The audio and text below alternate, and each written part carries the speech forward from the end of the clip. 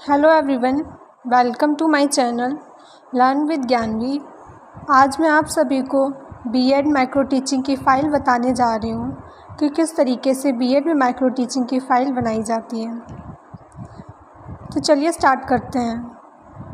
आज का हमारा लेसन प्लान नंबर 3 है, जो कि है उद्दीपन परिवर्तन कौशल। यानी कि इसमें शरीर के द्वारा कुछ ऐसे उद्दीपन करने पड़ते हैं जिससे बच्चों को जो भी हम लोग चैप्टर पढ़ा रहे हैं वो क्लियर समझ में आए। तो उद्दीपन परिवर्तन कौशल बनाने के लिए सबसे पहले फ़ाइल में ऊपर डेट डालनी पड़ती है, जैसे कि मैंने डाली हुई है 29 तारीख 4वां महीना 2022। डेट के ही नीचे क्लास डालना पड़ता है। मैंने क्लास 8 डाला हुआ है, यानी कि जो मैंने लेसन प्लान बनाया है ये क्लास 8 के स्टूडेंट्स के लिए बनाया है। सेंटर में सब्जेक्ट डालना पड़ता है। मेरा सब्जेक्ट है सामाजिक विज्ञान, और सब्जेक्ट के नीचे सब सब्जेक्ट यानी कि उपविषय डालना पड़ता है। मैंने सामाजिक विज्ञान में भूगोल उपविषय ले रखा है। उपविषय के नीचे ही प्रकरण डालना पड़ता है। मेरा प्रकरण यानी कि टॉपिक है फसलें, और साइड में कालांश डालना पड़ता है, जो कि मैंने प्रथम डाला हुआ है।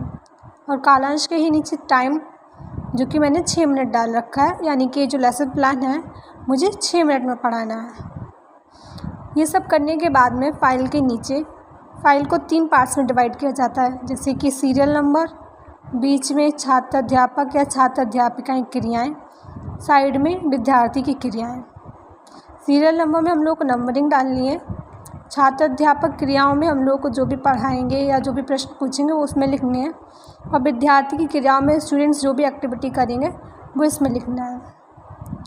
तो उद्दीपन परिवर्तन कौशल बनाने के लिए सबसे पहले मैंने सीरियल नंबर 1 डाला है, और फिर मैंने विकासात्मक प्रश्न पूछे हैं।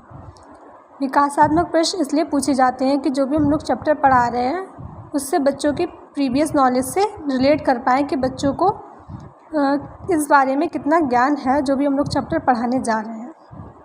तो सबसे पहले मैंने क्वेश्चन पूछा, भारत में कितने प्रकार की फसलें पाई जाती हैं? तो बच्चे आंसर देंगे 3 प्रकार। तो जो बच्चे जो आंसर देंगे वो विद्यार्थी को क्रियाओं में लिखना है। सेकंड मैंने पूछा है, भारत में उगाई जाने वाली तीनों प्रकार की फसलों के नाम बताओ। अगर बच्चे आंसर दे देते हैं तो आप लोग यहाँ पे वही आंसर लिख दीजिएगा। अगर नहीं देते हैं तो हम लोग को लिखना पड़ेगा छात्र चिंतनशील।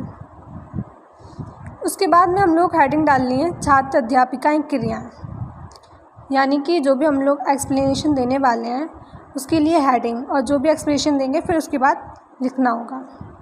तो जैसे कि मेरा एक्सप्लेनेशन है, भारत में 3 प्रकार की फसलें उगाई जाती हैं। मैंने यहाँ पे ब्रैकेट में लिखा है उंगलियों के द्वारा संकेत, यानी कि मैं उंगलियों के द्वारा ऐसे एक्सप्लेन करूँगी कि बच्चे समझ में आए बच्चों को कि मैं बता रही हूँ कि भारत में 3 प्रकार की फसलें उगाई जाती हैं।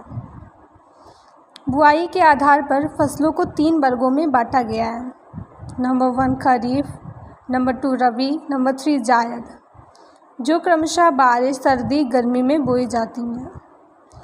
खरीफ की फसलों को पानी की अधिक आवश्यकता होती है। यहाँ पे मैंने ब्रैकेट में लिखा है स्वर में परिवर्तन, यानी कि जब मैं बोलूँगी खरीफ की फसलों को पानी की अधिक आवश्यकता होती है तो बच्चों को ऐसे समझ में आना चाहिए कि हाँ मैं बता रही हूँ कि उनको खरीफ की फसलों को पानी की अधिक आवश्यकता होती है। ऐसे वॉइस में चेंज कर लेके आना है। जैसे धान, ज्वार, बाजरा, ये फसलें वर्षा ऋतु यानी जुलाई अगस्त में बोई जाती हैं और नवंबर में काट ली जाती हैं। फिर से मैंने ब्रैकेट में स्वर में परिवर्तन लिखा है। रबी की फसल सामान्यतः अक्टूबर और नवंबर के महीने में बोई जाती है। रबी फसल का उदाहरण है गेहूँ, जौ, चना, मसूर आदि।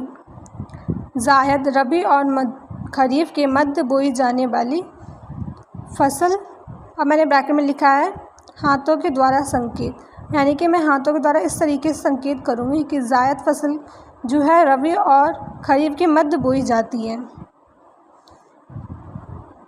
जायद फसल की बुआई फरवरी से मार्च तक चलती है।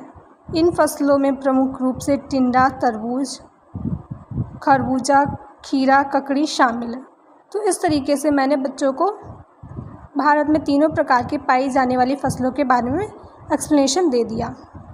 और जब हम लोग ये एक्सप्लेनेशन दे रहे होंगे तो स्टूडेंट्स की एक्टिविटीज़ में हम लोगों को लिखना है सभी छात्र छात्राएं ध्यानपूर्वक सुनेंगे व देखेंगे।